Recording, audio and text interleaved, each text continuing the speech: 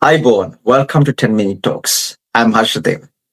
This is my last video before the new year. So I would like to take this moment to wish you all a very happy and peaceful new year. Today we are diving into conflict sensitivity. I'm joined by Dr. Johan Ahere, who has over 20 years of experience working in peacebuilding and conflict affected settings across Africa, the Pacific, and places like Papua New Guinea, Sudan, and South Sudan.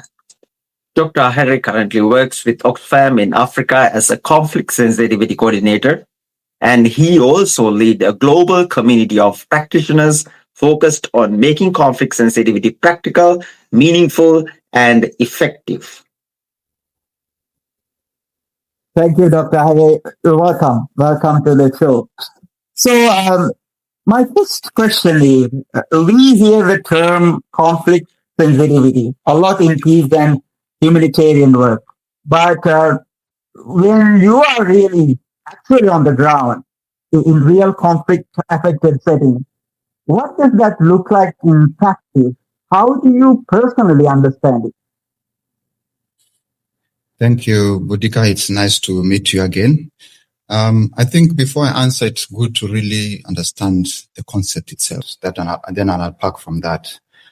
For an organization to be said to be conflict sensitive, they must understand three things. The first one, they must really understand the context in which they are operating, which means the people there, the dynamics, and so on and so forth. Secondly, they must really understand how the initiatives that they're implementing interacts with that context, both ways, how the context interacts with the initiatives as well as how their initiatives interact with the context. And then number three, use that understanding to make that decision that will enable them, to maximize positive impacts on existing conflicts and to minimize negative impacts on the conflicts that exist. Knowing that in most contexts where NGOs operate, they are fragile, especially in Africa. So now that is a definition. Those three components are important. Now, what it means in real life is that as an organization, when you're implementing your activities, try as much as possible not to harm the people that you're working with. And in doing so, I'll give an example. If you're taking a water project to a community, for example, if you know that there are existing conflicts and there are water conflicts, and then you go and drill a borehole exactly where the previous conflicts were happening, what you're doing is just to increase the conflict. So you should find a way, for example, to do dialogue so that people agree on where the water can be stationed, and then when you bring the water, they'll enjoy it. So it will bring people together as opposed to separating them. So that's the simplistic way I normally tell people about conflict sensitivity. All right, thank you, Eric. So you have worked across different African contexts. From what you have seen, what really drives conflict there? Is it the mainly politics, or are there deeper social, economic, or historical factors that don't always talk about enough?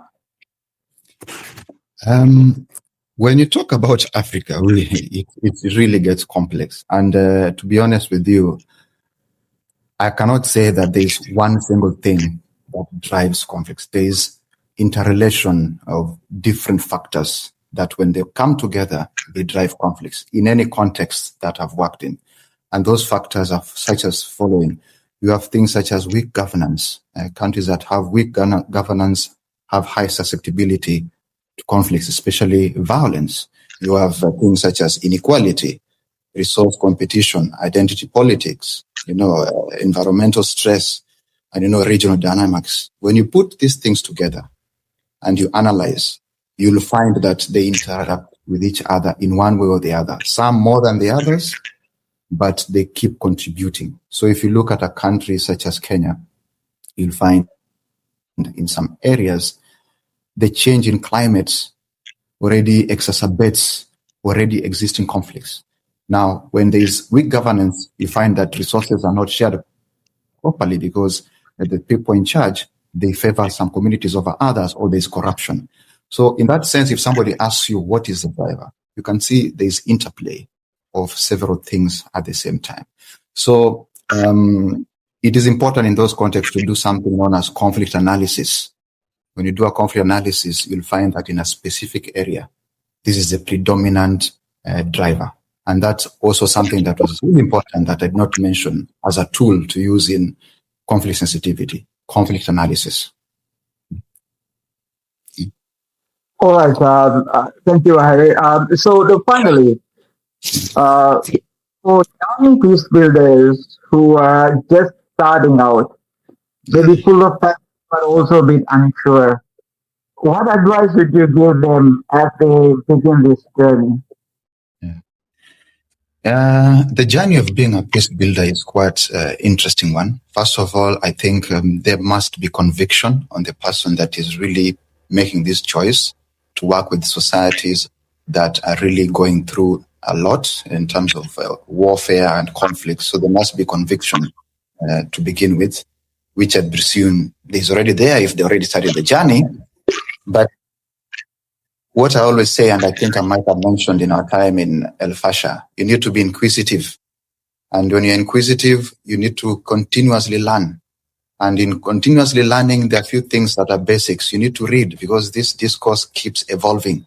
And there's new terminologies and there's new approaches. And these approaches, they morph between theory and practice.